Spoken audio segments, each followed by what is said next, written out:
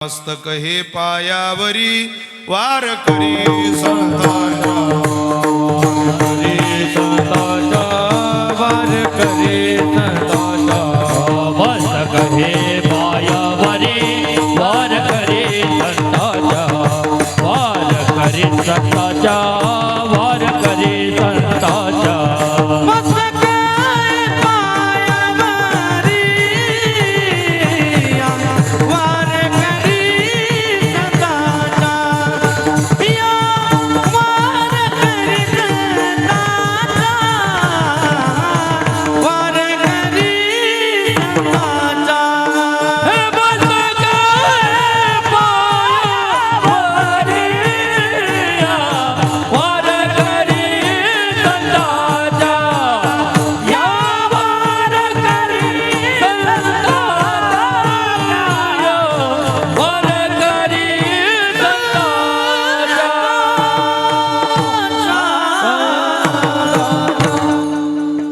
प्रतिवर्षी पंढरपुरा जाती महाद्वारा हरी भेटी पाहता गोडी खाय त्यांची उष्टावडी करीती नामाचे चिंतन गडी कानोबाचे ध्यान. संप्राप्त कीर्तन रूपी सेवेकरता निवडलेला अभंग संत श्रेष्ठ जगद्गुरु श्री तुकोबाराय ज्या संतांच्या अभंगवाणीला वारकरी संप्रदायाच्या दृष्टीने किंबहुना वारकरी संप्रदायाच्या विचाराने सूर्याची प्रखरता, चंद्राची शीतलता, अग्नीची दिव्यता, वेदमंत्राची पवित्रता, गंगेची शुचिता, आईची वात्सल्यता अशी उपमा दिलेली आहे. असे देवमान्य संत, संतमान्य संत, जगतमान्य संत, संत सम्राट विश्ववंद्य जगद्गुरु श्रीमंत श्री तुकोबारायांचा अत्यंत गोड, अत्यंत प्रसिद्ध असलेला भक्ती साधना ज्या वेळेला फलद्रूप होते ती कळसाला पोहोचते त्यावेळेला भगवत साधनेचा भगवंताकडून किती उंच अवस्थेचा प्रसाद मिळू शकतो त्या प्रसादाचं वर्णन करणारा, त्या प्रसादाची एक कथाच सांगणारा अभंग सेवेकरता निवडलाय. विठ्ठल विठ्ठल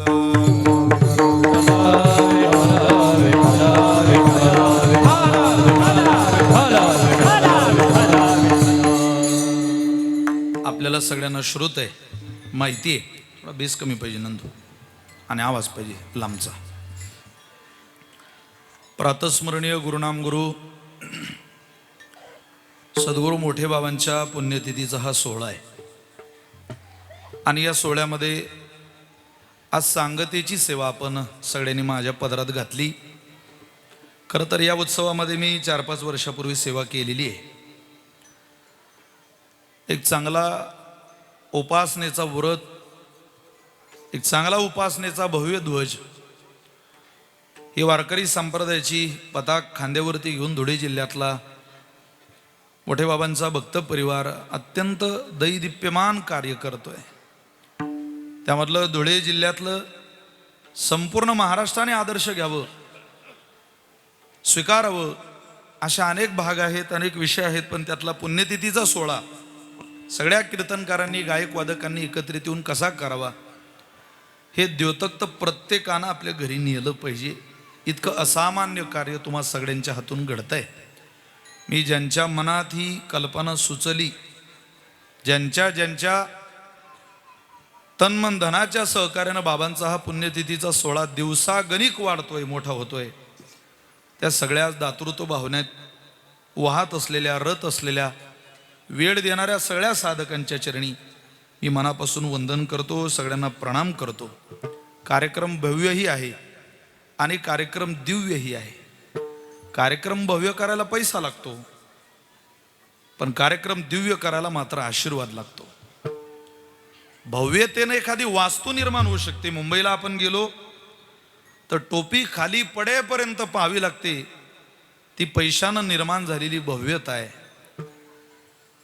पण स्वानंद सुख निवासी सद्गुरू जोग महाराज वारकरी शिक्षण संस्थेत गेलो, ती जोग महाराज संस्थेची नवीन वास्तू बघितली, इतक्या रोडगणिक असलेली जागा बघितली, संस्थेचा झालेला इतका मोठा विस्तार बघितला की पहिल्या पायरीवर डोकं टेकून मोठे बाबांचं स्मरण होतं. ती बाबांच्या आयुष्यातली दिव्यता आहे.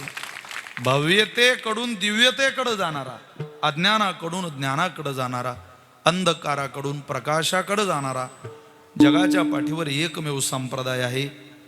या संप्रदायानं पुण्याला पुण्य म्हटलं, यात नवल काय?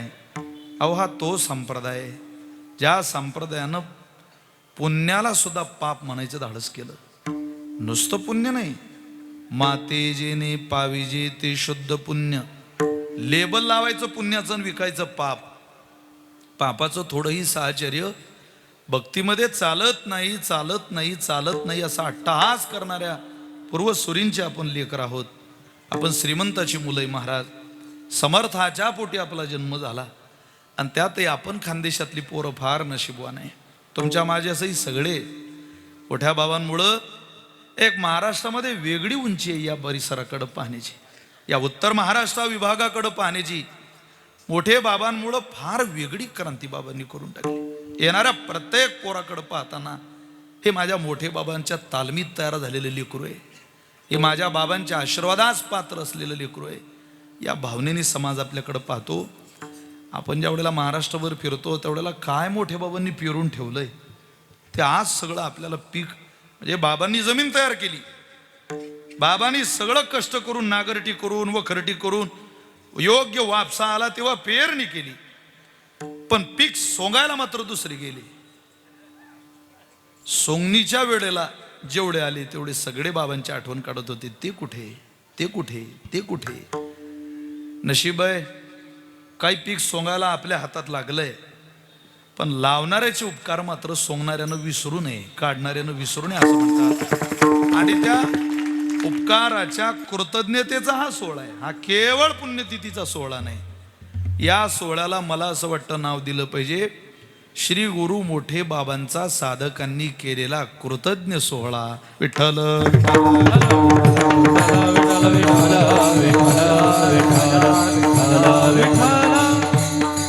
आदरणीय हरिभक्त परायण परमेश्वरजी महाराज, गुरुदेव मोठे बाबा प्रतिष्ठान सुराय, आदरणीय हरिभक्त परायण संत माऊली पाठशाळा गोंदूर भोकर, आमचे सुदर्शनजी महाराज गायकवाड, शिंदखेडेकर, ॲडव्होकेट प्रकाशजी महाराज जाधव आणि हरिभक्त परायण मधुकरजी महाराज शेलार वडगावकर. नावं प्रातिनिधिक स्वरूपामध्ये आहे. या सगळ्या थोर महात्म्यांच्या पाठीमागं तुम्ही सगळे आहात म्हणून यांना सुचलेली कल्पनाही पुढे जाते. सगळ्यांची नामोनिर्देश करणं वेळेच्या मर्यादेमध्ये ते शक्यही नाही, पण आपल्या सगळ्यांबद्दल माझ्या अंतःकरणामध्ये प्रेम आहे, जिव्हाळा आहे. इथं आशीर्वाद द्यायला सगळेच सन्माननीय मंडळी, गायक वादक गुणीजन महाराज मंडळी. मला ज्या वेळेला प्रकाश महाराजांचा या कार्यक्रमासंदर्भात पहिल्यांदा फोन झाला त्यावेळेला मी नकारच दिला होता. मला काही बाबा मला काही ते जुळून येणार नाही, शक्य नाही, मी आहे विदर्भात. सुदर्शन महाराजांचा पुन्हा फोन झाला. फोन काही कीर्तनाकरता झाला नव्हता, सहज महाराजांनी चर्चा करायला बोलायला आमचा फोन झाला. पण त्यांनी फोन ठेवते वेळी अट्टहासाने मला म्हटलं, विशाल बुवा सेवा करता आली यावेळेस तर बरं झालं असतं, आमची सगळ्यांची इच्छा आहे. म्हटलं हरकत नाही, मी पुन्हा एकदा विनंती करतो त्यांना.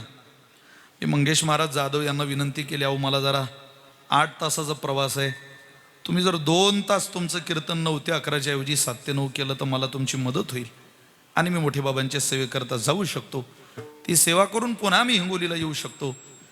त्यांनी माझं ऐकल्यामुळं मी महाराजांना होकार दिला आणि मला या सेवेला उपस्थित राहता आलं. महाराज इथं येताना आमचा काहीही उद्देश नाही, बाबांची सेवा हाच उद्देश आहे. मी त्या परंपरेत तयार झालो आहे जिथं बाबांचे माझ्यावरही व्यक्तिगतरित्या खूप उपकार आहे. मी मोटरसायकल घेऊन, माझ्याकडे राजदूत गाडी होती, 11,000 रुपयाला मोटरसायकल घेतली होती. मी त्यावेळेला फिरत होतो कीर्तनाच्या प्रवासाला. माझे वडील माझ्यासोबत असायचे. दौऱ्यातला सप्ताह चालू होता, मोठे बाबा फैसपूरला होते. मी गेलो, बाबाचं जीवन फारच प्रेमळ. गेलो बाबांचं दर्शन घेतलं. सगळे माणसं बाबांच्या हाती पैसे द्यायचे, बाबांनी माझ्या हाती 10 रुपये दिले. मला फार ते 10 रुपये सगळीच माणसं देतात म्हणजे त्याची काही फार मोठी किंमत कळाली नव्हती, कारण हे मोठे बाबा आहे, यांची ही उंची आहे ते कळण्याचं माझं वयही नव्हतं. पण माझे वडील उत्तम मृदंगवादक, स्वानंद सुखनिवासी सद्गुरू सखाराम महाराज पड परंपरेची, मुक्ताबाई परंपरेची आमच्या वडिलांनी सेवा केली. सखाराम महाराजांच्या परंपरेमध्ये प्रल्हाद महाराज तिजारींची माझ्या वडिलांनी कीर्तनं वाजवली, प्रल्हाद महाराज सोळेकरांची कीर्तनं वाजवली. ही आपल्या खानदेशातली विद्वत रत्न मुक्ताबाई फड परंपरेचं वैभव, हरिभाऊ लडेंची कीर्तनं वाजवली, एकनाथी भागवत पाठ, ज्ञानेश्वरी पाठ, अशी साधक मंडळी. माझे वडील मला जवळ घेतलं, माझ्या वडिलांच्या डोळ्यात पाणी मला आजही आठवतं. माझे वडील म्हटले, विशाल लेका तुझं नशीब आहे. अरे ते मोठे बाबा आहे. आता मोठे बाबा साधारणतः मी माझ्या वडिलांच्या मोठ्या भावाला मोठे बाबा म्हणायचो. म्हटलं आपले मोठे बाबा ते बाबा, अरे ते आपले खोले परिवाराचे मोठे बाबा आहे. हे आपल्या खानदेशाचे नव्हे, या महाराष्ट्राचे मोठे बाबा आहे. आजही मला तो बाबांचा प्रेमळ चेहरा आठवतो.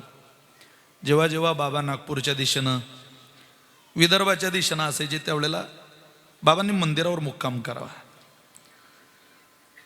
विनायक महाराज कोठीवरती होती संस्थेत.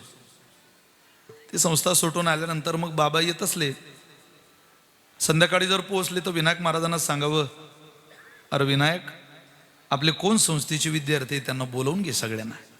मग कृष्ण महाराज तायडे जुन्या फळीतली सगळी सुटलेली संस्था सुटलेली कीर्तन करते ते यायचे. मग बाबांनी आमच्या काकी विनायक काकांच्या पत्नी त्या विदर्भातल्या मुळात खूप आवडायचं बाबांना विदर्भातलं जेवण. तिथंच जेवण करायचे.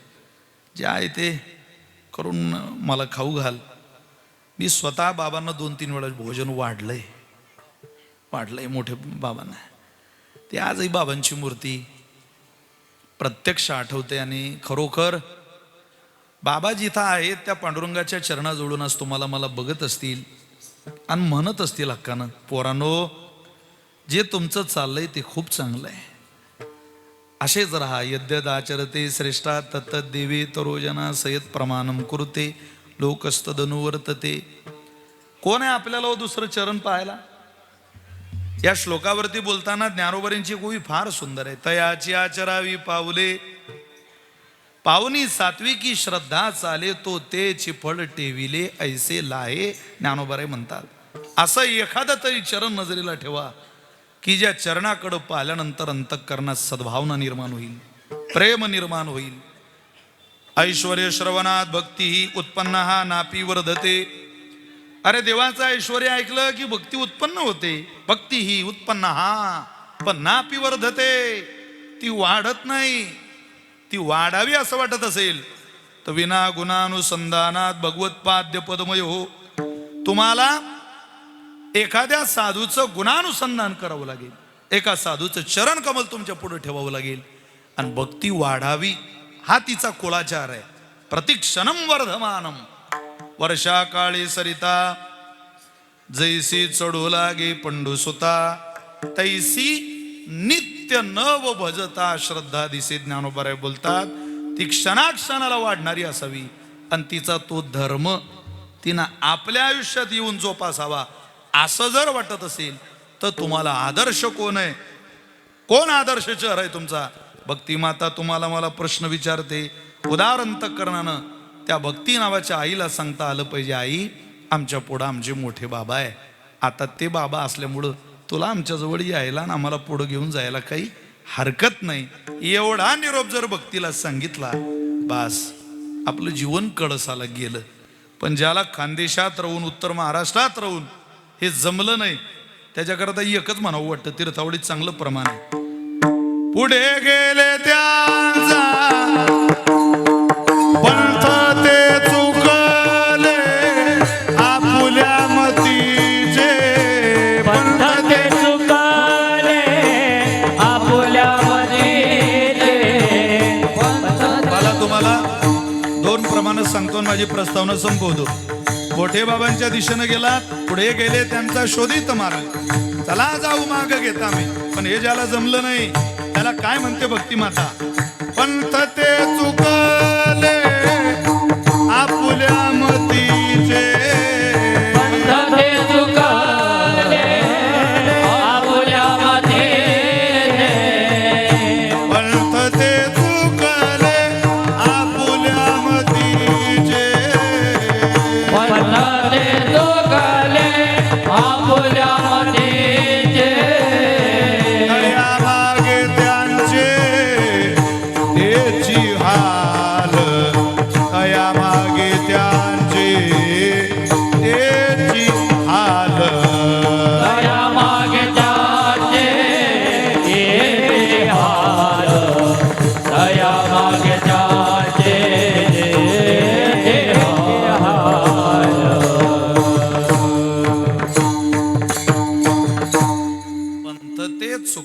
आपुल्या मतीचे, तया मागे त्यांचे तेची हाल. आपले हाल होऊ नये असं ज्याला ज्याला वाटतं त्यांनी या महात्म्यांचं स्मरण करा. चिखलाच्या गोळ्याला आकार द्यायला कुंभारच लागतो, सोन्याच्या लगडीचा अलंकार घडवायला सोनारच लागतो.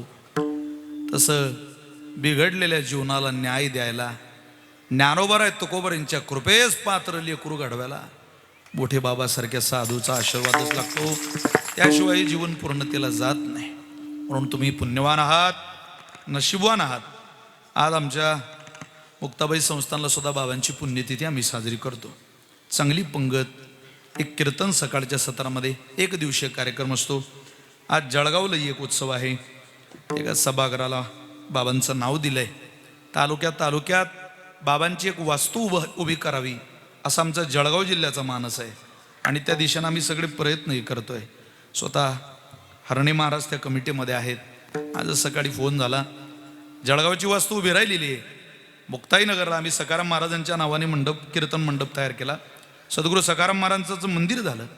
आता स्वप्न आहे मोठे बाबांच्या नावानं एखादी वास्तू मुक्ताबाईला व्हावी आणि ती लवकरात लवकर व्हावी. ज्या वेळेला देशाचे पंतप्रधान मुक्ताबाईचा मंदिराचा सोन्याचा कळस विराजमान करायला येतील त्या दिवशी मोठे बाबांची वास्तू त्यांच्या नजरेला यावी आणि खानदेशात राहणाऱ्या प्रत्येक माणसाचं ऊर स्वाभिमानानं भरावं असा दिशेनं आमचाही प्रवास चाललेला आहे. मला मनापासूनचा आनंद आहे. तुम्हा सगळ्या साधकांच्या सहोदरांच्या चरणी मी अंतःकरणपूर्वक प्रणाम करतो आणि माझ्या चिंतन सेवेला प्रारंभ करतो. विठ्ठल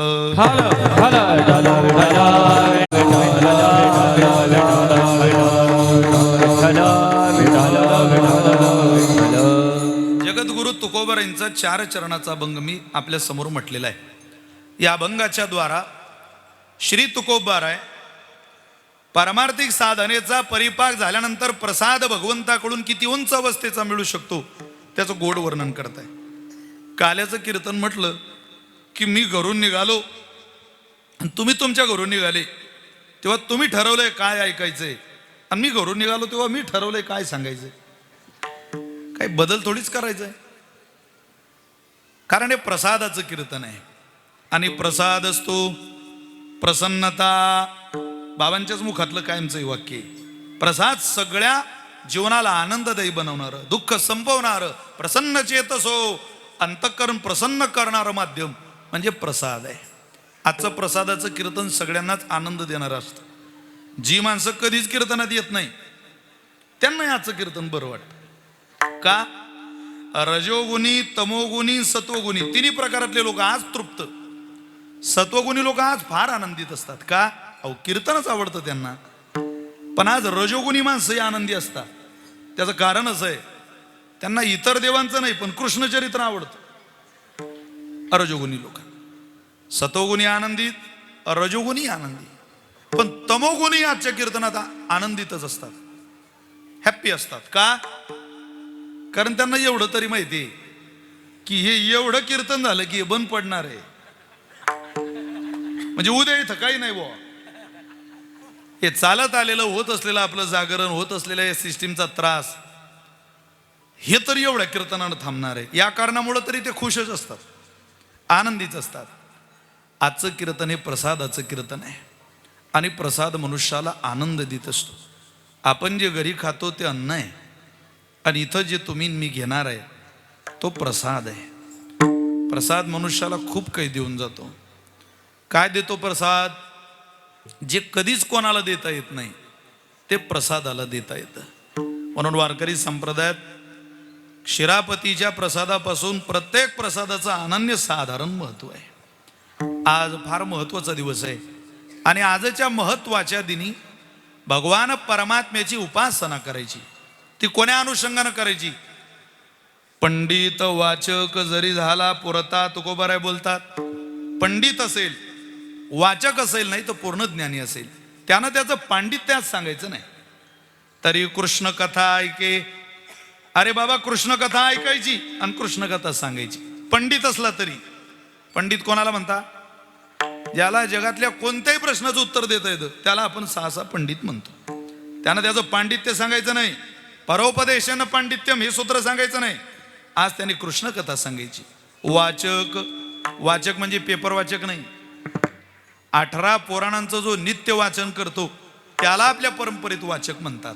पंडित, वाचक किंवा जरी झाला पुरता. पुरता या शब्दाचा अर्थ आहे ज्याला पूर्ण ज्ञान झालं.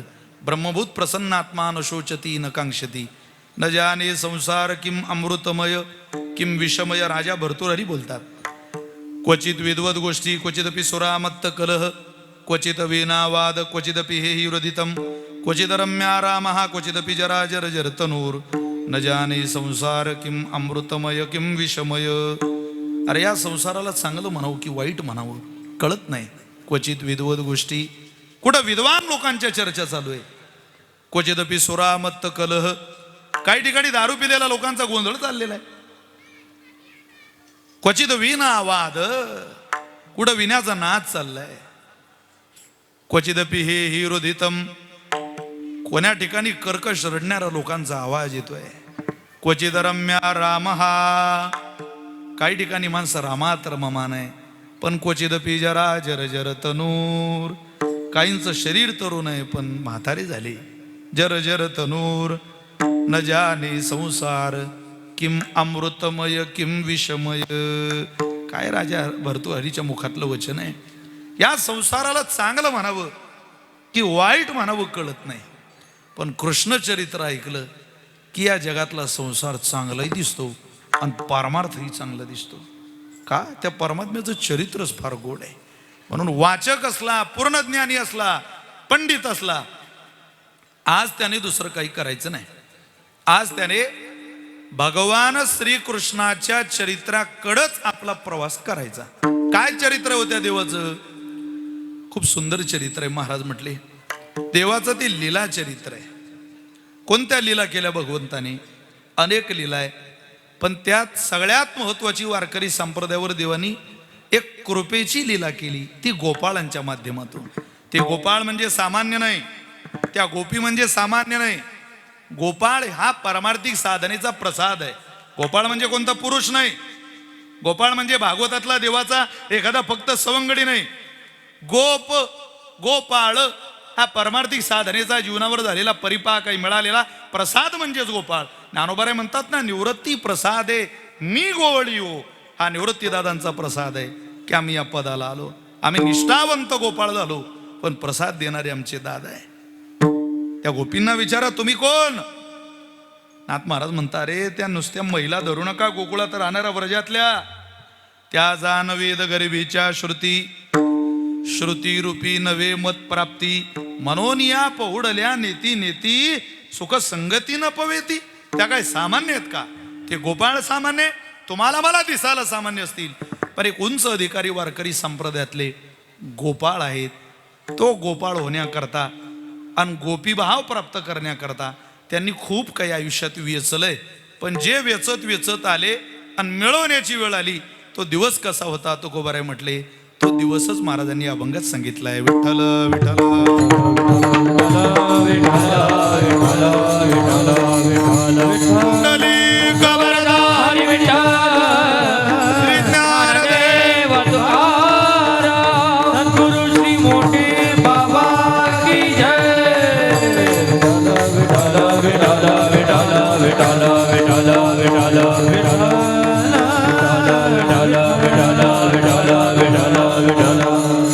महाराज कसा दिवस होता तो?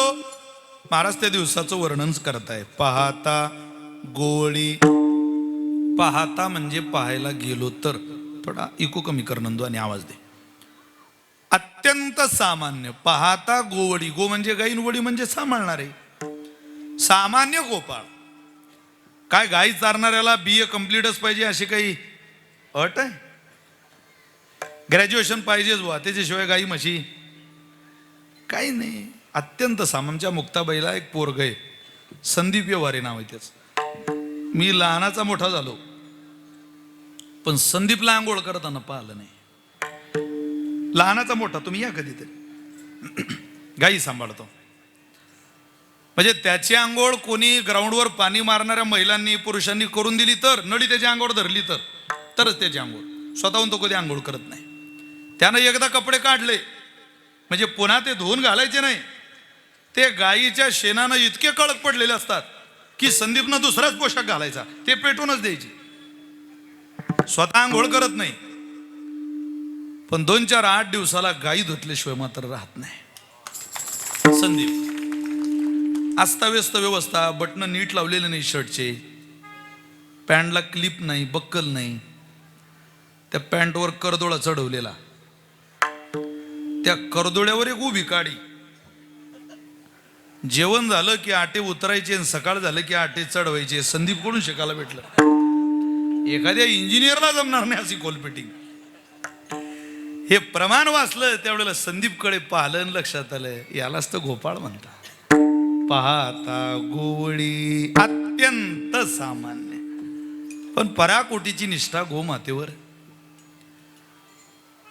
महाराज म्हटले फार सामान्य, पण हा त्यांचं उष्ट खातो. कधी खाल्लं? एक चरित्र आहे, नाथ महाराजांनी त्या संदर्भात काही ओवे भागवतात दिलेले आहे. मला जेवढ्या आठवल्या तेवढ्या ओवे तुम्हाला स्मरणात आणून देतो. एक मधुमंगल नावाचा गोपाळ आहे, ज्याची आई शेजारून ताक आणते. ग्रामीण भागात ताक विकायची आजही पद्धत नाही. रवी लावल्यावर ताक घेऊन जा बाबा. त्या मधुमंगलाच्या आईनं ताक आणलं आणि घरी ताक आणून सगळ्यात आवडीचा बनवला जाणारा पेय पदार्थ आहे कोणता? कढी. कढी म्हटलं की माणसाला असं वाटतं गरम पाहिजे फक्त थोडी. कढी फार आवडतं. पेय पदार्थ आहे. आपल्या सनातन वैदिक हिंदू परंपरेत सगळेच पदार्थ ताटात आहे. चोष आहे, लेई आहे, पेय आहे, आंबट, खारट, तुरट, तिखट, सगळे पदार्थ. असं नाही ते चलो आओ गरीबों में खाना बटने वाला आहे, तसं नाही. स्वच्छ ताट, सगळे सुटसुटीत पदार्थ, सगळ्यात चवी ताटात असल्या पाहिजे. हो सगळ्या. अहो कशा करता दिलं सगळं? 2 भाज्या एकत्रित असल्या तरी आपण दोन्ही भाज्या एकत्रित करून खात नाही. ताटात असल्या तरी वेगळी वेगळी चव घेतो ना. त्यात चोष्य दिलंय पदार्थ, लोणचं, आचार दिलेला राहतो त्याच्यात. का दिलेलं राहतं? तुमचं नाव काय हो? तुम्ही तुमच्या मागचे हा अशोक. तुमचं लग्न झालंय ना? कोणती भाजी आवडते तुम्हाला?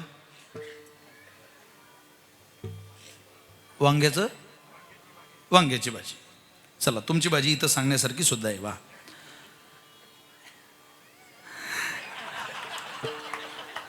मी एकाला विचारलं तुम्हाला कोणती भाजी आवडते, तो म्हणे ती इथं सांगण्यासारखी नाही. हो म्हटलं बाबा सांगू नको म्हटलं बाबा. अशोक भाऊ तुम्हाला वांग्याची भाजी आवडते आणि समजा मला शेवग्याची शेंग आवडते. 2 भाज्या बनवलेल्या आहे. वांग्याच्या भाजीचा घास घेतला की लगेच शेवगा खाता येत नाही. त्याच्याकरता मध्ये एक चोष्य प्रकार आहे. ते आचार घ्यायचं, जिभेला लावायची ती लोणच्याची फोड. आपली जीभ फ्रेश होते, वांग वजा करते. वांग्याची चव त्या आचारानं लोणच्यानं वजा केली की मग आपली जीभ म्हणते आता मोर्चा शेवग्याच्या शिगीकडे घेऊन जा. तसं एक पदार्थ खाल्ल्यावर दुसरा पदार्थ खायच्या आधी खाल्ल्या जाणारा किंवा पिल्या जाणारा पदार्थ पेय पदार्थ कढी आहे. कढी बनवली मधुमंगलाच्या आईनं. सगळ्या पोरांना बोलावलं. मधुमंगल याला, आई कढी बनवली? हां बाळा दे मला कढी. छोटी छोटी मुलं वाट्या भरल्या कढीच्या. वाटी वाटी पोरांना कढी दिली. त्या मधुमंगलानं ती कढीची वाटी उचलली आणि ओठाला लावली. एक घोट घेतला कढीचा, पण फार श्रद्धा भगवंतावर. यथा देहे तथा देवे. जे जे या देहाला देतो ते आपण देवाला दिलं पाहिजे. मी उत्तर भारतात एक असा साधू पाहिला, ज्यांना शुगर आहे. ते शुगरची गोळी घेतात सकाळी संध्याकाळी, जेवणाच्या आधी घ्यावी लागते ती. अहो मला आश्चर्य वाटलं, काय लोकांची निष्ठा असते संप्रदायात. आपला संप्रदाय खूप महान काय याच कारणामुळं. मी त्यांना पाहिलं, महाराज त्यांनी शुगरची गोळी सुद्धा भगवान श्रीकृष्णाला नैवेद्य म्हणून दाखवली आणि मग गोळी घेतली. काय भगवंतावर प्रेम असेल. देवाला गोळी दिली, ठेवली, नैवेद्य दिला. म्हटलं गोळी आहे, जाने वाली तो अंदर ही है. यथा देहे तथा देवे. जे जे मला ते माझ्या भगवंताला. प्रेमाची परिसीमा आहे भक्तीमध्ये. वृंदावनला, काशीला, हरिद्वारला, ऋषिकेशला अशा अनेक महात्मे, नर्मदेच्या तटाकावर राहणारे अशा अनेक महात्मे का ज्यांचं जीवनच त्यांनी देवाला समर्पित केलेलं आहे. एक घोट कडीचा पोटात जाता बरोबर मधुमंगल म्हटला, कृष्णाला कडी खूप आवडते. आई अगं गरम आहे ग जरा, मंद मंद पाऊस चाललाय बाहेर, जरा पावसात कढीचा आनंद घेतो. मधुमंगल वाटी रिकामी कर, मग उंबरठ्याच्या बाहेर पाऊल ठेवू. तिला माहिती होतं त्याच्या नादाला लागलंय. तो म्हटला अरे ही कडी घेऊन जाऊ देणार नाही, पण हिला कडीशी काम नाही. हिला कशाची काम आहे? या वाटीशी. ती म्हणते ना वाटी रिकामी कर. अरे बा वाटी रिकामी करू. घोडभर कडी तर तोंडातून पोटात गेली होती, घोडभरच कडी राहिली होती वाटीत.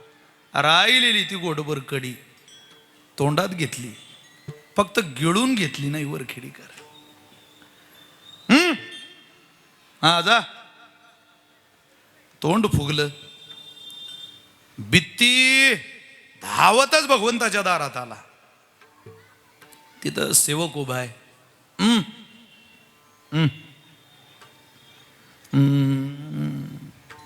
मुका आहे का रे? तो म्हणे मुकाच आहे. मुका झालो वाचा गेली, मुका झालो वाचा गेली. अरे विद्वत्तेचा पसारा मांडून देव दुरावल्यापेक्षा मुक झालेलं बरं आहे प्रेमात, भक्तीत. काय करतं ते पांडित्य जगाला दाखवून? फार फार तर प्रसिद्धी होईल, पण शांत राहिल्यानं, प्रेम केल्यानं त्याची कृपा तो आमच्या अंतःकरणात येईल ना बापा. परत कोणाला काही सांगायचं, परत कोणाशी काही बोलायचं कामच पडणार नाही आम्हाला. त्याला पाठवा. कटीसी लटी लटीसी बिखरी, कोळा कोळा चेहरा, गौरवर्ण, कुरळे केस, सरळ नासिका, पाणीदार डोळे, अंतःकरण फार कोमल, आणि चेहऱ्यावर डोळे नमलेले. भगवान श्रीकृष्णाच्या मृदू भेटीचा भाव त्याच्या अंतःकरणात दडलेला. तो सेवक आत गेला आणि सांगितलं, मैया एक सखा आलाय, जरा भेटायचं म्हणतोय भगवंताला, घेऊन जा. भगवंताला बाहेर आणलं आणि भगवंतानं मधुमंगल पाहला. काय रे? अरे काय? जवळ बोलावलं त्याला. आता तोंडातच कडी बोलल काय?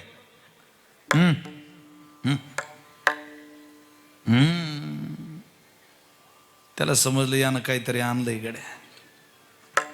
विश्वाचा मालक, जगन्यंता आ करतोय. जसं भगवान श्रीकृष्णाने आ केलं, धुळेकर त्या मधुमंगल नावाच्या गोपाळानं आपल्या तोंडातली कडीची गुळणी जशीच्या तशीच भगवंताच्या तोंडात सोडली. नाथ महाराज ओवी लिहिता भागवतात, काय भक्ती केली गोपाळी, काय ती सोवडी की ओवडी, त्यांचे उचिष्ट मी कवळ गिळी, प्रेम सम्मेडी डुलत. 9 लाख गाई ज्याच्या घरी, तो जगाचा मालक असलेला भगवान परमात्मा, त्रैलोक्याचा अधिपती. पण पाहायला गेलो तर भक्ती करणारे अत्यंत सामान्य गोपाळ.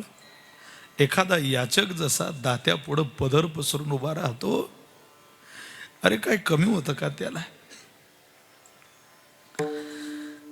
मी काय अन्नासी दुकाळलो, नाथ महाराज बोलतात, काय अन्न भेटत नव्हतं, सोन्याच्या ताटात वाढलं असतं त्याच्या मायनं त्याला. मी काय अन्नासी दुकाळलो, तो यज्ञपत्न्यासी मागू गेलो, मी तो भावार्थाचा भुकेलो, प्रेमाच्या पावलो पाहून रानात महाराज बोलतात. पांडवाच्या बाचे मी काय लागे, त्यांचे बेमटे सोशे अनेगे, मी तो सुदाम्याच्या पाया लागे, काय त्याचे निपांगे पांगलो. याच्या पुढची ओवी, काय भक्ती केली गोपाळी, काय ती सोवळी की ओवळी, त्यांचे उचिष्ट मी कवळ गिळी. अभंगात शब्द असा, ओवीत शब्द असा आहे गिळी. खाल्लं नाही, अरे यानं जसं तोंडात सोडलं तसं गिळूनच घेतलं. आणि गिळून घेतल्यावरही प्रेम सम्मिळी डुलत नाचायला लागला, प्रेम व्यक्त करायला लागला. तुकोबारे म्हटले आम्ही पाहिलं हो, हे आमच्या डोळ्यानं पाहिलं.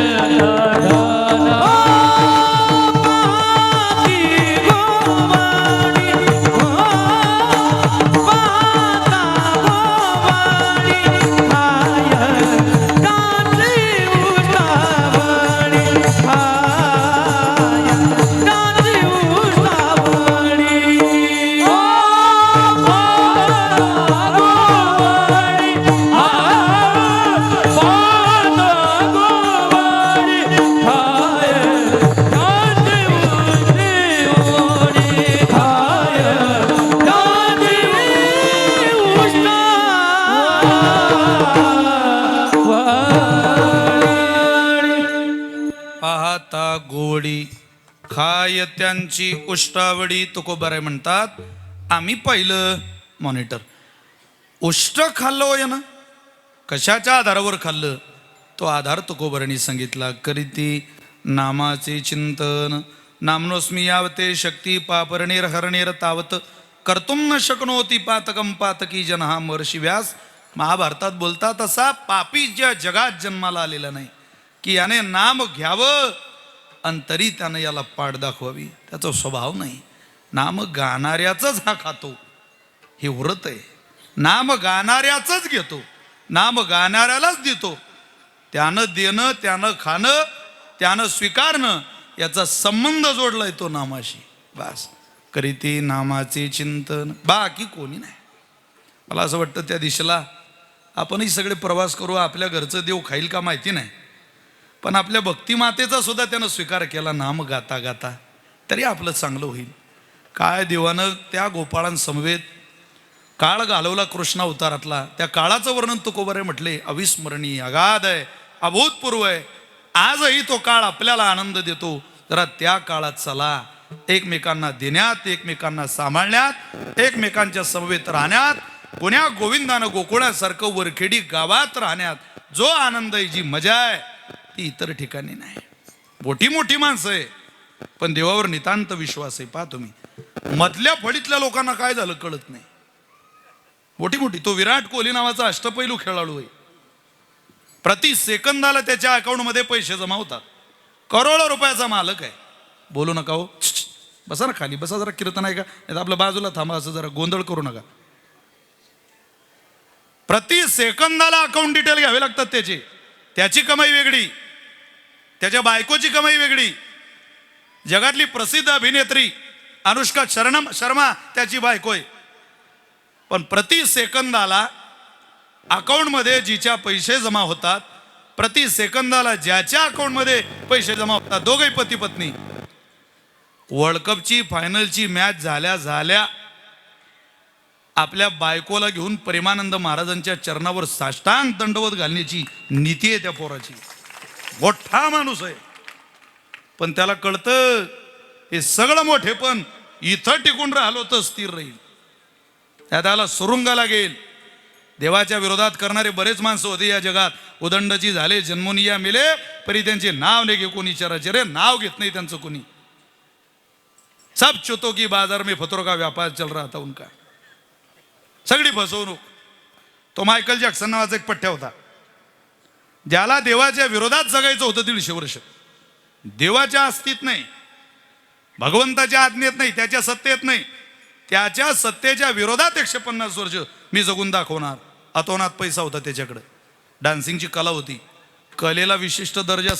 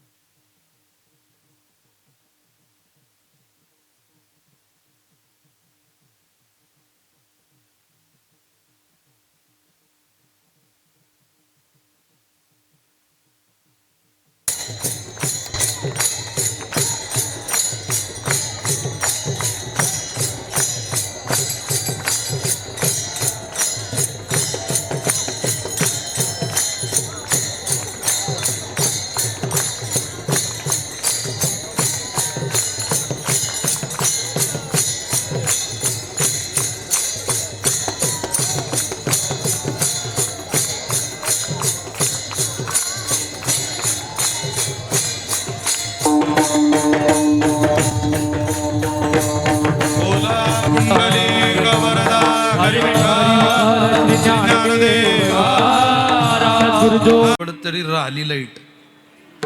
आमच्या गावातल्या एका माणसानं तर ऊर्जा मंत्राला पत्र लिहिलं. तर म्हणजे साहेब, तुम्ही दिलेली लाईन नावाची पोरगी आमच्या घरी नीट नांदत नाही. सकाळी जाते तर संध्याकाळी येते, कधी कधी चालू कीर्तनात जाते. आम्ही तिचा सांभाळ करू शकत नाही, आम्ही तिचा घटस्फोट देतोय. ते ऊर्जा मंत्र्यानं पत्र वाचलं म्हणे आपला जावई फारच कंटाळलेला दिसतो आपल्या पोरीला. त्या ऊर्जा मंत्र्यानं याला रिटर्न पत्र लिहिलं, जावई बापू काळजी करू नका, आमची मोठी पोरगी इतकं चुकीचं वागेल असं स्वप्नात वाटलं नव्हतं आम्हाला, पण काळजी करू नका, आम्ही आमच्या मोठ्या मुलीचा घटस्फोट घेतो, आम्ही तुम्हाला आमची लहानी मुलगी देतो, तिचं नाव आहे शिंगल फेज, तिचा तुम्ही सांभाळ करा, तुमच्या आयुष्याचं कल्याण होईल. अरे काय कल्याण होईल, हे जनरेटर चालू करावं लागतं त्यांना तुला. लाईटवर आता सगळंच डिपेंड झालं आपलं. दादा नंदू महाराष्ट्रातला एक दैदिप्यमान गाजलेल्या सिस्टीममधला क्रांतिकारक मुलगा आहे. उभ्या महाराष्ट्रात या धुळे जिल्ह्याचं नाव सिस्टीमच्या बाबतीत या तरुण पोरानं कमी वयात पुढं नेलं. महाराज आमच्या भागातही आहे, संस्थेला आहे, नारळी उत्सवाला आहे, सगळ्याच उत्सवाला आहे. आणि तसा नंदूचा साऊंड तर गोडच आहे, पण मुळात त्याचा स्वभावही गोड आहे. काही काही साऊंड फार गोड लावतात, पण ते तिथून मान हलवतात. अरे मान काय हलवतो, मी 400 किलोमीटर आलो तू मान हलवतोय असा. प्रेमानं वाघ बाबा जरा बोल. पण ते नंदूला जमलं. वा, कौतुक आहे त्याचं. ऐका ऐका, देवाच्या विरोधात प्रवास करणाऱ्याचा इतिहास गोल झाला, इथं संपला, झिरो. तो मायकल जॅक्सन नावाचा पठ्ठ्या. सत्ता एवढी जबरदस्त होती, कलेच्या आधारावर सत्ता गोळा केली होती त्यानं. डान्सिंगची कला, मंत्री संत्री सगळे पायाखाली लोटांगण घालायचे. कलेनं विशिष्ट दर्जा पकडला की सत्ता कलेकडे येते. तुम्ही पाहणं, आता आठवडाभरापूर्वी बिहारच्या विधानसभेच्या निवडणुका झाल्या. ती मैथिली ठाकूर नावाची गायिका आहे, तिला राजकारणातलं ज्ञान नाही, पण आपल्या गायकीच्या जोरावर, आपल्या फॅन्स फॉलोअरच्या आधारावर त्या मैथिली ठाकूर नावाच्या मुलीनं बऱ्या प्रमाणात आपली प्रसिद्धी देशामध्ये केलेली आहे. आणि त्या प्रसिद्धीच्या आधारावर भारतीय जनता पार्टीने त्या मुलीला उमेदवारी दिली. ती मुलगी आमदार झाली. बिहारला आता कलेनं दर्जा पकडला की सत्ता कलेकडे पळत येत असते, फक्त त्या कलेचा कल्ला होणे म्हणजे झालं. या मायकल जॅक्सनची कला होती, पण कल्ला करून देणारी होती. सारं गोळा केलं. देवाच्या विरोधात कोण म्हणतो रे, देव 100 वर्ष आयुष्य देतो, हा पठ्ठ्या 150 वर्ष जीवन जगून दाखवेल. 150 150 वर्ष जीवन जगण्याकरता वर खेडीकर 12 डॉक्टर विकत घेतले मायकल जॅक्सननं. रोज त्या 12 डॉक्टरांनी त्याचं चेकअप करावं. 4 वेळेला त्याचं अन्न फॉरेन्सिक लॅबमध्ये चेक केलं जायचं. जगातला सर्वात श्रेष्ठ आहार खायचा, सर्वात चांगलं पाणी प्यायचा. आजार नाही तरी किडनी डोनर, आजार नाही तरी फुफ्फुस डोनर, आजार नाही तरी आईस डोनर, सगळे डोनर रेडी करून घेतले. देवाच्या विरोधात जाऊन 150 वर्ष जगायचं स्वप्न होतं. सत्तेच्या आणि पैशाच्या आधारावर 150 वर्ष जगायचं स्वप्न पाहणाऱ्या मायकल जॅक्सनचा 2009 मध्ये अवघ्या 50व्या वर्षात खेळ खलास झाला. ऑनली 50. 50व्या वर्षात त्याचा मृतदेह रोडला पडलेला होता. 12 डॉक्टर त्याचं हृदय चेक करत होते. हे कोण्या कारणामुळे बंद पडलं? हृदय सांभाळायला 12 डॉक्टर घरी कामाला ठेवले. म्हणून तुम्ही मी जिवंत राहत नाही धुळेकर. त्या हृदयावर जोपर्यंत माझ्या पांडुरंगाची सत्ता आहे तोचपर्यंत तुम्ही जिवंत आहे, ध्यानात ठेवा. परवाची घटना आहे हो, ऑपरेशन झालं पुण्यात एका माणसाचं. गर्भ श्रीमंत, 2 मुलं नगरसेवक, घटने ते पद भूषवलेलं. 10 लाख रुपयाची सर्जरी केली डॉक्टरांनी. 10 मिनिटाचं ऑपरेशन होतं हृदयाचं, सगळ्यात कठीण ऑपरेशन. 10 मिनिटाचं ऑपरेशन झालं. 3 दिवसानंतर सुट्टी देण्याची वेळ आली. दर 15 दिवसाला चेकअप आणि 15 दिवसपर्यंत माझा दवाखान्याची टीम तुमच्याकडे लक्ष द्यायला घरी येईल. सगळ्या सुसज्ज व्यवस्था तुमच्या घरी आहे, तुमचं घर बरं आहे म्हणून आम्ही तुम्हाला सोडतोय, नाही तर 15 दिवस हॉस्पिटलाइज तुम्हाला व्हावं लागलं असतं, थांबावं लागलं असतं. हे घ्या बिल. 10 लाख रुपयाचं बिल पाहिलं त्या पेशंटनं. गळा गळा गळा गळा डोळ्याला पाणी आलं. 10 लाख रुपये. डॉक्टर म्हटले काका तुमच्या पोरांचे माझे संबंध चांगले, लाखभर रुपये कमी करतो, रडू नका. पैसे कमी करावं म्हणून रडत नाही साहेब, मी करोडपतीच्या औलाद आहे हो, अतोनात पैसा आहे माझ्या घरी, मग रडताय का? 10 मिनिटाचं ऑपरेशन केलं तुम्ही तर 10 लाख रुपये बिल काढलं.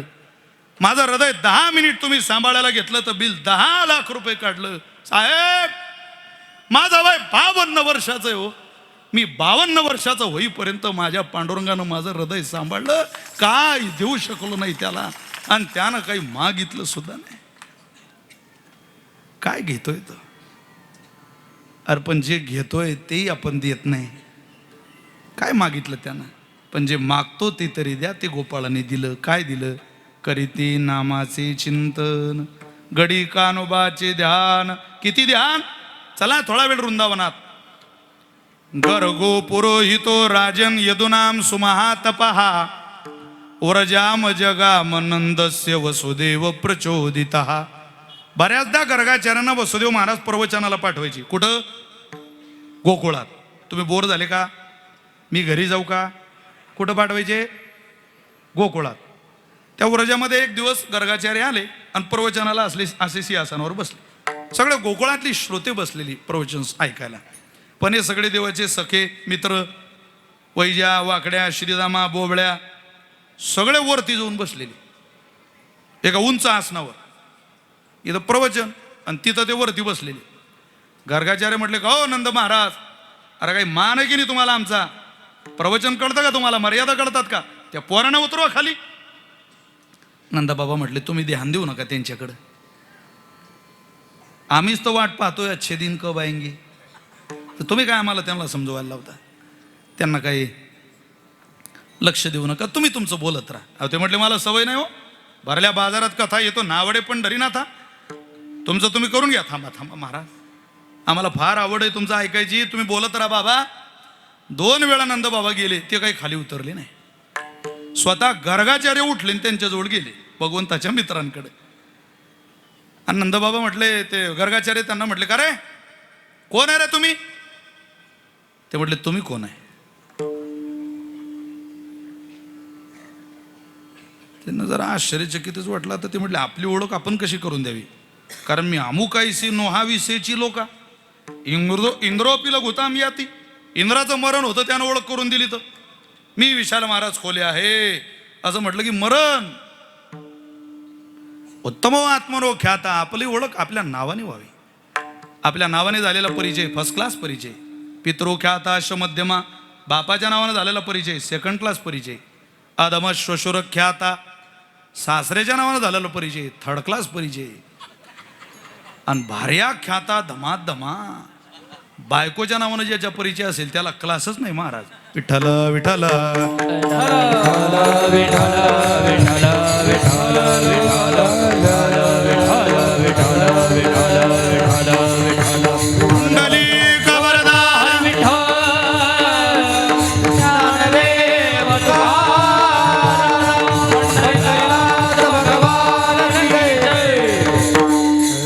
कोण आहे रे तुम्ही? ते म्हटले तुम्ही कोण आहे?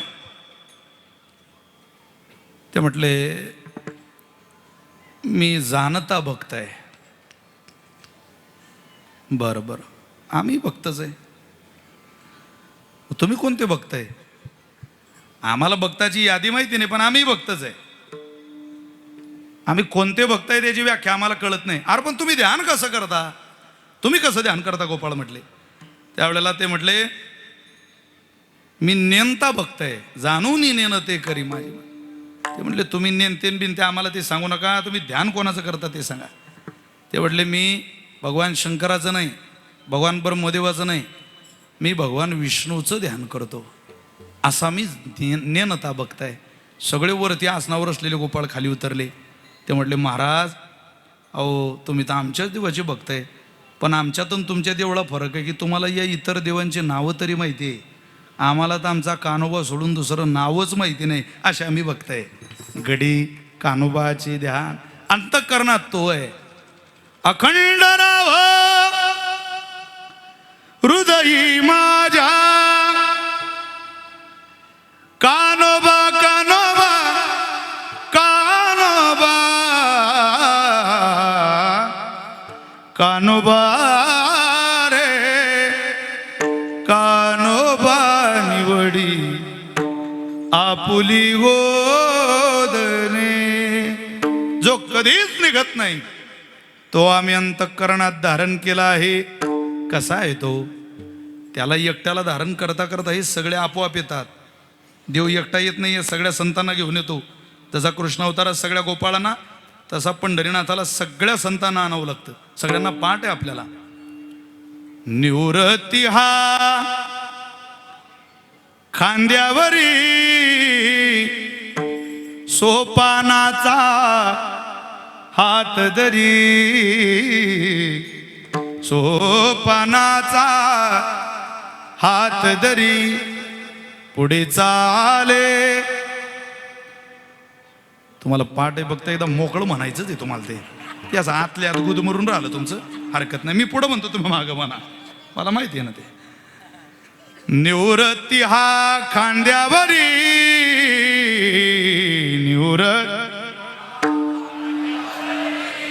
सोपानाचा हात धरी, सोपानाचा हात धरी. म्हणा रे पोरानो. पुढे चाले ज्ञानेश्वर,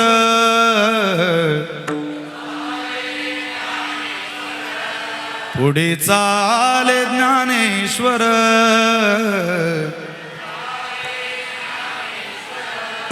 मागे मुक्ताई सुंदर, मागे मुक्ताई सुंदर. विठू माझा लेकुरवाळा,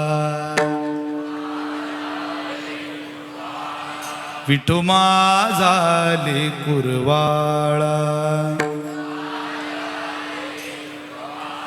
संगी गोपाळांचा मेळा,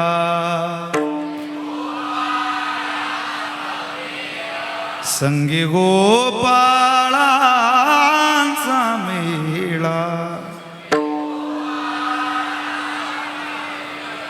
विठू माझा लेकुरवाळा,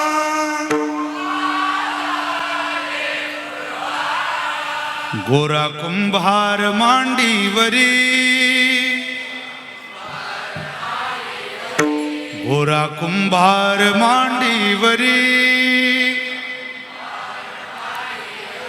चोखा जीवा बरोबरी, चोखा जीवा बरोबरी. वंका कळेवरी,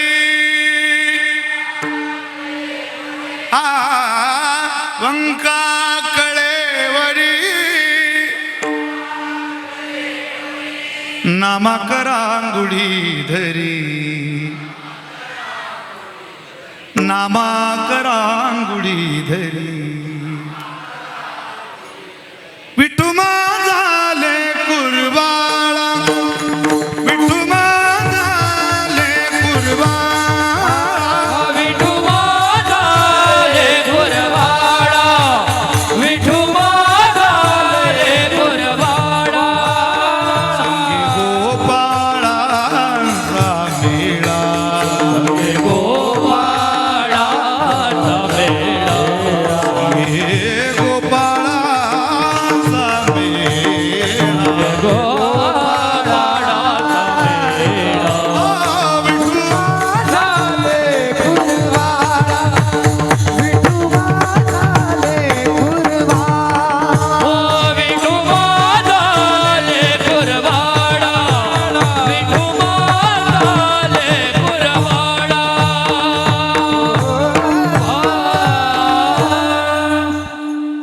सगळ्या गोपाळांना घेऊन ज्यानं आपला अवतार करायचा संसार थाटला, त्या देवाची लेकरं आहे आपण. त्या गोपाळांनी जे केलं ते तुम्ही मी करा. गोपाळ येईल आणि देव येईल. काय केलं त्यांनी?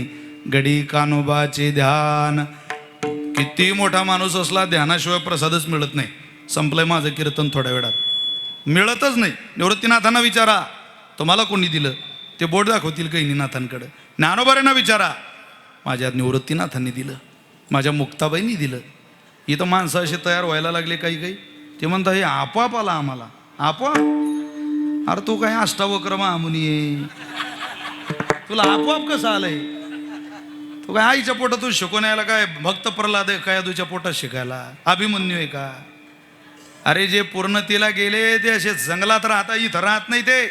इथं जर राहायचं असेल तर मोठे बाबांच्या पायाजवळचा इंटरनॅशनल भिकारी म्हणून राहिलं पाहिजे, आंतरराष्ट्रीय दर्जाचा भिकारी. आता काय कमी अकलेत तुला श्री गुरु कृपा न होता मिळतं? ज्ञानोबरांनी उदाहरण तर करणारं सांगावं. निवृत्ती सखा माझा दीन दयाळ श्री गुरु, निवृत्ती सखा माझा अलंकापुरी स्थापियेला दिदला विठ्ठल उच्चारो, अलंकापुरी स्थापियेला समाधी जीवन माझे परी अजान वृक्ष तरो, माझे जीवन माझे ज्याला श्री गुरूंची कृपा मान्य करायची इच्छा असेल, ज्ञानोबराय म्हणतात ज्याने मान्य केली त्याचा इतिहास या जगातून कोणी मिटू शकत नाही. विश्वास ठेवा कोठेबाबांच्या पायावर, तुम्हाला या जगात संपवणारा माईचा लाल जन्माला येणार नाही. त्याचं कारण ज्ञानोबराय. जवावरी चंद्र सूर्य तववरी कीर्ती घट तिरू,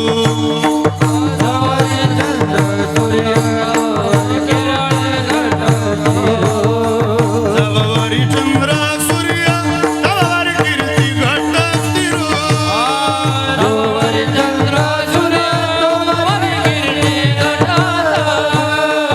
हळू गळती गळे गळो लागली सकळे, उच्चारिता कृष्ण नाम वेने पाविज कडी पाळे,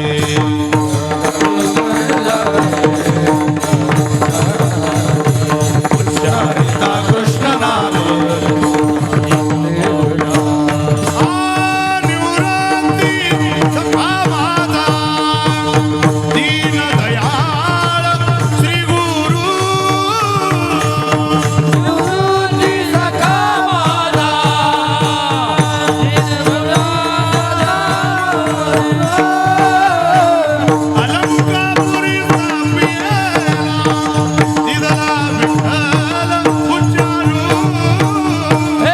अलंकापुरी स्थापियेला दिदला विठ्ठल उच्चारो, समाधी जीवन माझे परी अजान वृक्ष तरू,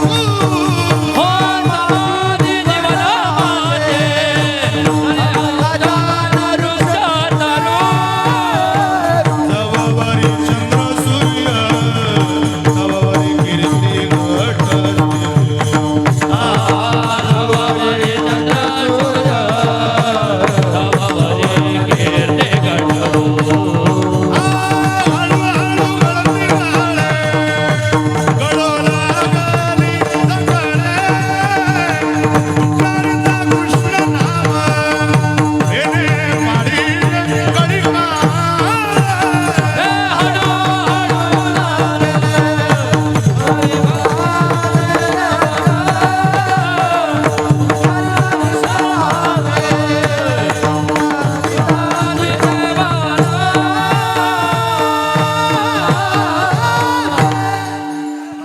किती मोठा पुरावा आहे हा.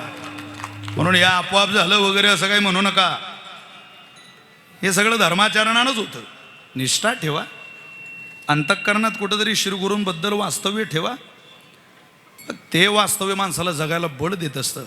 हो, खरह मूर्ख स्वेच्छाचारी तार्किक अनुभवशून्य अगुणज्ञ अमतस्थिरम तेषां पार्श्वम न गच्छयो, यांना श्रीगुरु कधी करू नका. पण वेदानुगामी जे वेदाच्या मागं गेले त्यांना श्रीगुरु म्हणा. सच्शील ज्यांचं शील उत्तम आहे, मूर्ती पाली की असं वाटतं साधू देखत राम, माझा देव कसा आहे मला माहिती नाही पण माझा श्रीगुरूच देव आहे असं ज्या दिवशी आपल्याला वाटेल त्या दिवशी त्यांचं आचरण करा. वेदानुगामी सच्शील शिलाच्या मागं जा. सच्शील धर्मात्मा, धर्मावर किती श्रद्धा आहे ते बघा, त्यांच्या मागं जा. पुण्यवान ज्यांनी आयुष्यातच पुण्याचा व्यापार केला त्यांच्याजवळ जा. पुण्यवान. आणि प्रत्यक्ष शेवटचं फार सुंदर सूत्र आहे, श्रुती स्मृती वेदानुगामी सच्छील हा धर्मात्मा पुण्यवान श्रुती स्मृती अर्थ रूपश्च तेषां पार्श्वम गच्छयो. ज्यांच्याकडं पाहिलं की हेच कळतं. हे कोण आहे? श्रुती स्मृतीचे अर्थ जे आपणची होनी मूर्त अनुष्ठाने जगा देत वडील जे हे ते वडील. हाच तो बाप. जगी ऐसा बाप व्हावा ज्याचा वंशमुक्ती संन्यावा. नाम घेता हरले पाप ज्ञानदेव मायबाप. बाप करताना आई करताना कोणालाही काय व्यवहारात मायबाप करता येतं का? अरे जगात सगळे नाते व्यवहारात तयार करता येतील, मायबापाचं नाही करता येत. दुसऱ्याची माय दिसायला गोरी दिसली म्हणून तिच्या दुधाला कोणी जोरणी लागत नसतं. आपली माय रंगानं काळी असेल महाराज, पण दुधाची अमृताची धार आमच्या पोखात सोडली. आणि ती माय कोण असेल तर आमची मोठे बाबा नावाची माय आहे. आमच्या आयुष्यात आम्हाला त्या मायेचा विसर पडता कामा नाही, ज्या माऊलीनं आम्हाला जगण्याची संधी दिली, आम्हाला वाढवलं, आम्हाला सांभाळलं, आम्हाला शिकवलं. हा त्या माईचा सोहळा करत राहा. 15वी पुण्यतिथी आहे, करत राहा. काय दरवर्षी खर्च करायचा हो? 30 पुण्यतिथी एकदा केली तर 100दा केली तर कशा करता करायची? नाही नाही नाही नाही, करतच राहा. का करत राहा? घरातून बाहेर निघालेली माय, लेकरू म्हणता आई मी बाजाराला येणार. तुला नाही, तू पायी चालत नाही. मी येणार ग, मी चालेल थोडा पायी. नाही रे बाबा, मी नेऊ शकत नाही. आईनं आंघोळ घालायच्या अगोदर पोरगं तयार झालं, कपडे घालायच्या अगोदर आईनं तयार करायच्या अगोदर पोरगं तयार झालं. अरे अर्धा तास ज्याला आंघोळ केल्यावर तेल लाव केसाला असं म्हणावं लागतं, त्यानं भांग पाडून गंध लावून रेडी, हातात पिशवी घेतली बाजाराची, आईच्या अगोदर दरवाज्यात हजर. मला यायचंय. पायी चालणार? चालणार. इकडून चालत गेलं कसं बस, पण बाजार फिरता फिरता टमाट्याचा भाव आईच्याच अगोदर विचारायचं, कांदे आईच्याच अगोदर घ्यायचं. आई म्हणे एका दृष्टीनं बरं झालं लेकरू आणलं, पण पूर्ण बाजाराची पिशवी भरली आणि घरी जायला निघाली. त्यावेळेला तो म्हटला आई आता पाय दुखताय माझे, तुम्हाला कडेवर घे. तुला काय सांगितलं होतं मी घरी? तुला पाय चालावं लागेल. अगं पण माझे पाय दुखताय, थोडं चाल. थोडं चाललं 5-7 पावलं, पुन्हा म्हटलं आई पाय दुखताय, थोडं चाल रे, अजून थोडं पुढं चाल, थोडंसं चाल, मी घेते तुला. असं कासराभर 10-15 पावलं पोरगं चाललं. आई एक काम कर, ते झाड दिसतंय ना, त्या झाडापर्यंत चाल फक्त, मग मी तुला कडेवर घे. झाडापर्यंत चाल. अरे पिशवी माझ्या हातात. बरं बरं. झाडापर्यंत पोरगं गेलं. आई आता मला घे. अरे हे झाड नाही, ते पुढचं होतं ते, त्या झाडापर्यंत चाल. तो म्हणे आई तो कधी कडेवर घेणार मला? त्या झाडापर्यंत गेल्यावर मग लेकरू म्हणे आई आता मला तू कडेवर घे. ती म्हणे बाबा रे अजून थोडा चालला तर बरं होईल, आलंच घर आपलं आता. ते मातीत बसलं आणि पाय फिरवायला लागलं. आईला समजलं आता काही सहनशीलता याची नाही, आपली इज्जत मातीत चालली आता. तिनं ते लेकरू उचललं आणि कडेवर घेऊन घरी आली. पहिल्या पुण्यतिथीत कासरावर चला, दुसऱ्या पुण्यतिथीत 5-10 पावलं चला, तिसऱ्या पुण्यतिथीत पहिल्या झाडापर्यंत चला, चौथ्या पुण्यतिथीत पुढच्या झाडापर्यंत चला. ज्या दिवशी तुम्ही मातीत पाय खुपसायला लागाल त्या दिवशी ही मोठे बाबा नावाची माय तुम्हाला कडेवर घेईल आणि ज्ञानोबारांच्या दारात नेऊन सोडेल की घ्या हे तुमचं खानदेशातलं ज्ञानोबारांचं आवडीचं लेकरू आणलंय, एवढं तुमच्या पदराखाली घ्या. तुका म्हणे तुम्ही निरविल्यावरी मग मज हरी उपेक्षिना. तुका म्हणे ऐसा कोण उपेक्षिला नाही ऐकिला ऐसा कोणी. पण तेव्हा आश्रय जीवनात घेता आला पाहिजे. पण त्याकरता काय करा? काहीच करू नका. जे गोपाळांनी केलं ते करा. करती नामाचे चिंतन घडी कानोबाचे ध्यान. देवानं त्यांचं उष्टच खाल्लं का हो फक्त? नाही हो. अहो ज्या वेळेला परमात्मा त्या गोपाळांना जवळ करतो त्यावेळेला यशाची पायरी आपल्याजवळ यावी. देवानं त्या यशाच्या पायरीवरून खाली उतरावं आणि त्या पायरीवर स्वतःच्या भक्ताला चढवावं आणि तिथून पुढं निघून जावं. त्याला नाही कळत महाराज की इथं आपणच उभं राहिलं पाहिजे. तो बरोबर भक्ताला त्या पायरीवर उभा करतो. आली द्यावी डाई धावी वळत्या मागे गाई. स्वतः हारायचं आणि भक्ताला विजयी करायचं हे स्वप्न फक्त देवाचं आहे आणि ते देवच करू शकतो. याकरता महाभारतातलं फार मोठं उदाहरण आहे. उदाहरण मोठं आहे, मी छोटंसं करून सांगतो आणि सेवा आवरतो. काय झालं, कौरव पांडवाचं युद्ध ठरलं त्यावेळेला भगवंताकडं मदत मागायचा प्रयत्न सगळ्यांनीच केला. सगळ्यांनी म्हणजे दुर्योधनाच्या पक्षाकडूनही झाला आणि अर्जुनाच्या पक्षाकडूनही झाला. पण ज्या वेळेला दोघंही आले प्रत्यक्ष भगवंताच्या भेटीला त्यावेळेला भगवंतानं विचारलं, का रे काय पाहिजे तुम्हाला? दुर्योधन म्हटला तुमच्याकडं काय? म्हटलं सैन्य. लक्षपूर्वक ऐकलं तर कळेल, मी देऊन टाकतो तुला, घेऊन जा हे सैन्य. सगळं सैन्य शस्त्रासहित सज्ज आहे. अर्जुना तुला? अर्जुनाचं उत्तर आहे, प्रभू जे माझं आहे ते शिल्लक राहिलं आहे आणि जे मला हवं होतं तेच तुम्ही माझ्या पदरात घातलं आहे. दुसरं मला काही नको, मला तुम्ही पाहिजे, माझ्यासोबत राहा. हा घरी आला आणि यानं शकुनीला सांगितलं जागा वाटप झालं. बरं काय भेटलं आपल्याला? म्हटले सैन्य भेटलं. शकुनी राजकारणातला हुशार होता. तो म्हणजे दुर्योधना हे बिना मालकाची फौज कशाला घेतली तू? अरे फौजेले मालक पाहिजे, बिना मालकाची फौज कोणाचं ऐकत नाही. काय करतं मग आता? अरे तुला माहिती नाही तो कधी विजय अर्जुनाकडे खेचून येईल सांगता येत नाही. तो चतुराचा शिरोमणी आहे, त्याला जरा घाबर. म्हणजे मी काय करू आता? अरे आता तुला अर्जुनाला थांबवायचं असेल तर भगवान श्रीकृष्णाची ताकद कमकुवत कर, कारण तुला सैन्याचं सहकार्य होईल आणि अर्जुनाला भगवान श्रीकृष्णाचं. आता भगवान श्रीकृष्णाचं सहकार्य अर्जुनाला होणार नाही असं काहीतरी कर. म्हणजे काय हो? तुमचं नाव काय? दीपक आळनाव? भैया भाऊ म्हणा. चला भैया भाऊ. समजा या भैया भाऊंच्या विरोधात मी निवडणुकीला उभा राहिलो. मी राहणार नाही, तुमचा भरोसा नाही. तुमचं मी कसं सांगू? समजा राहिलो, पण भूषण भाऊंच्या ताब्यात 10,000 मतदान आहे. भैया भाऊंचं भूषण भाऊचं जरा बरं दिसतंय. आता मला असं वाटतं भूषणरावांनी मतदान माझ्या पदरात घातलं पाहिजे आणि त्यांना असं वाटतं माझ्या पदरात घातलं पाहिजे. ज्यांच्या पदरात 10,000 गठ्ठा मतदान गेलं त्यांचा काय होणार आहे? विजय होणार आहे. पण मतदानाच्या ते फॉर्म भरणं चालू झाले, प्रक्रिया सुरू झाली. माझ्या लक्षात आलं की भूषणरावांचा कल माझ्याकडं मतदान करण्याचा काही दिसत. हा कल कुठं चालला? कोणाकडे चालला? भैया भाऊंकडे चालला. मग माझी जबाबदारी आहे, भूषणरावांचं मतदान मला नाही भेटलं चालेल, पण भैया भाऊलाही भेटू नये. मग त्याकरता मला अपक्ष उभा करावा लागलं तरी चालेल. या अपक्षाचा जन्मच महाभारतात झाला. तुला नाही भगवान श्रीकृष्णाचं सहकार्य भेटलं तरी चालेल, पण अर्जुनाला होणार नाही असं काहीतरी कर. म्हणजे करू काय? अरे त्याच्या घरातला कोणी फोड. घरातला फुटल्यावर माणूस कमकुवत होतो असं? हो. कोण फुटू शकतो म्हणे घरातला? अरे म्हणे त्याचा भाऊ फुटू शकतो. फुटेन? हो. बलराम दादा? हो फुटू शकतो. हा दुर्योधन बलराम दादाकडे गेला. नमस्कार करतो. दादा या आमच्याकडे आलो सहज. आपलं बोला.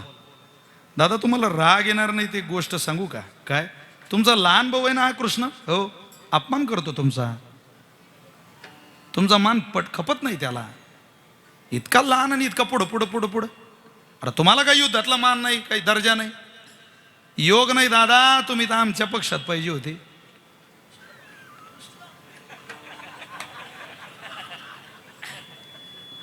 तुम्ही काय केलं असतं? आम्ही 2 उपमुख्यमंत्री केले असते. दादा इकडून तिकडे गेले. बलराम दादा उग वांग्यात घोडं घालू नका. यात ताकद वाढली दुर्योधनाची. इकडं माहीत पडलं भगवंताला आपला भाऊ फुटला. पा काय देव आहे आपला. अर्जुन महाराज गेले, भगवंताला सांगितलं देवा लोक उद्या तुझ्याकडे येतील, म्हणतील तूच तुझ्या भावाला फोडलं. तू काही खंत मानू नको, माझा तुझ्यावर नितांत विश्वास आहे. अरे पराभव तर पराभव, आम्ही सामान्याचीच पोरं आहे देवा, पचवून घेऊ तुझ्याकरता. अरे तुझा हात पाठीवर आहे, याच्यापेक्षा काय मोठी गोष्ट आहे देवा. तुझा भाऊ फुटला असू दे, आम्हाला तुझ्या जवळ ठेव, तू आम्हाला मात्र सोडून जाऊ नको. आमचा प्राण निघून जाईल देवा, तू गेला तर आम्ही पराभव स्वीकारू, तुझा दुरावा स्वीकारणार नाही. या जगदीश्वराचे प्रेम एत दिसत असे निरुपम, कैसे पार्थी सर्वोत्तम पुण्य केले. काय प्रेम होतं भगवंताचं ना अर्जुनाचं. एक ओवी सांगतो तुम्हाला. जे न सांगे पितया वसुदेवासी, जे न सांगे माता देवकीसी, जे न संगे बंधू बळीभद्रासी. ते गुह्य अर्जुनेशी बोलत असे. बापाला सांगत नाही, आईला सांगत नाही, भावाला सांगत नाही, पण मनातली गोष्ट कोणाला सांगतो? अर्जुनाला. ते गुह्य काय होतं? ते गुह्य माहिती आहे का तुम्हाला? हा, सांगू का तुम्हाला? देव त्याच्या बापाला सांगत नाही वर खेडीकर, आणि मी तुम्हाला सांगू. अरे भानावर आहे का तुम्ही? देव सख्या आईला सांगत नाही, सख्या भावाला मी सांगणार नाही मग, पण तरी मी तुम्हाला सांगतो. तुला माझी बहीण आवडते का रे अर्जुना? तो म्हणे हो आवडते मला ती. अरे घेऊन जा ना मग. कोणता असा माणूस आहे जगातला की स्वतःच्या बहिणीला चोरून नेण्याचा मार्ग सांगू शकतो? हा सांगतो. संन्याशी नितोआ जनी चोरोनी नेली माझी भगिनी. पुढचं पा परी विकल्प नुपजे मनी, मी तू दोन्ही स्वरूप एक. याला प्रेम म्हणतात. विठ्ठल विठ्ठल.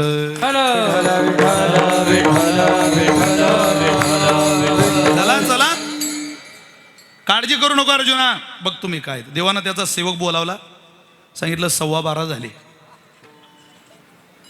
बरोबर 12:35 12:40 पर्यंत मीटिंग चालू होणार आहे दुर्योधनाच्या पक्षाची. त्या सेवकाला सांगितलं तू त्या बैठकीत जायचं. ते पाण्याची बाटली आणा जरा. त्या बैठकीत जा. आणि त्या बैठकीत गेला की इशाऱ्याने खोनेने बलराम दादा बसलेले असतील, त्यांना आवाज दे, त्यांना बाहेर बोलाव आणि त्यांच्याशी बोल. ऐका बरं काय, मी काय बोलू त्यांच्याशी? तू त्यांच्याशी काय बोलतो याच्याशी मला घेणं नाही. फक्त काहीतरी त्यांच्याशी बोलत राहा. कृष्णाचा माणूस बलराम दादाला भेटायला आला आणि काहीतरी बोलतोय हे त्या बसलेल्या बहादरांना दिसलं पाहिजे. त्यांना तू दिसला की आपलं कामच झालं. निवडणुकीचा काळ मोठा संवेदनशील असतो. टाचणी पडली तरी आवाज येईल अशी बैठक चालू. आणि हा गेला.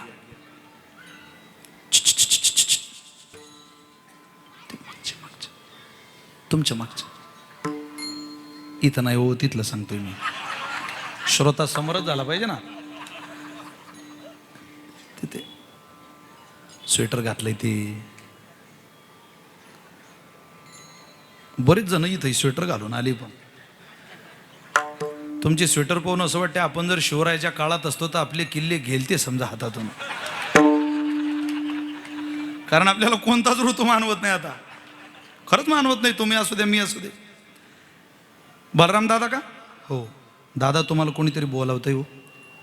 नाही ना, आपल्याला नाही बोलावणार. अहो दादा तुम्हालाच बोलावतंय. तो बघा कृष्णाचा माणूस दिसतो. दादा उठले आणि गेले. काय रे? ते तुमच्या भावाने पाठवलं जरा. दादाचा दराराच. हां काय? काय नाही, तुमची तब्येत कशी काय भाऊ म्हटलं. दादा म्हणा तू वेडा झाला का तू? बाळा ही वेळ आहे का रे तब्येत विचारायची? अरे या टायमाला मेला तो कोणी विचारत नाही पठ्या. तू आता तब्येत विचारतो? हो पण तुमच्या भावाने सांगितलं. बरं झालं का तुझं? नाही म्हटलं ते कापसाच्या भावाचं काय. दादा म्हटलं तुला हाणायला नाही रे माझ्याजवळ आता इथं काही, तर तुला हाणला असता मी. त्याला दिलं काढून आणि दादा येऊन बसले. सगळे कोमात गेले. कामच झालं. ते म्हणत ज्या त्या हातात चाब्या दिल्या तोच मॅनेज झाला. कृष्णाचा माणूस आणि दादाला भेटतोय मतदानाच्या आदल्या दिवशी म्हणजे काय? एक जण म्हटला दादा. अरे कोण होतं? म्हणजे कृष्णाचा माणूस होता. काय म्हटला? तब्येत विचारत होता. काय बोलता दादा? या टायमाला कोणी तब्येत विचारते का दादा? खरं बोला तुम्ही काय म्हणत होता. अरे दादा म्हटलं मी खोटं बोलत नाही, खरं तो तब्येत विचारत होता. दादा तुम्ही काही म्हणा गड्या. दादा तुम्ही शरीरानं इकडे मनानं तिकडे दादा. आता अजित दादा आपलं हे सॉरी बलराम दादा जरा गरमच माणूस चुकून नाव आलो. तुमच्या सहवासाचा परिणाम आहे तो जरा. बलराम दादा जरा कडक माणूस. ते म्हटले मी माझ्या भावाच्या विरोधात जाऊन तुमच्याबरोबर युद्ध खेळून राहिलो आणि तरी तुम्ही माझ्यावर संशय घेता. मी ज्या दिवशी कमंडलू उचलेल त्या दिवशी तुमचा पराभव नाही करून दाखवला तर नावाचा बलराम म्हणू नका. अरे काय पाहता वरखेडीकर, उचलला कमंडलू, तीर्थयात्रेला निघून गेला. विजय भक्त राजा अर्जुनाचा झाला. अरे सख्या भावाला तीर्थयात्रेला पाठवतो आणि भक्ताचा विजय करून देतो. याला म्हणतात आली द्या विडाई धावे वळत्या मागे गाई. पुरावा आहे त्याच्याकरता. दुराविला सखा बडी भद्र, दुराविला सखा बडी भद्र, दुराविला सखा बडी भद्र, दुराविला सखा बडी भद्र. हे नसायची बबरू पांडवा मारका, नसायची बबरू पांडवा मारका. साहेब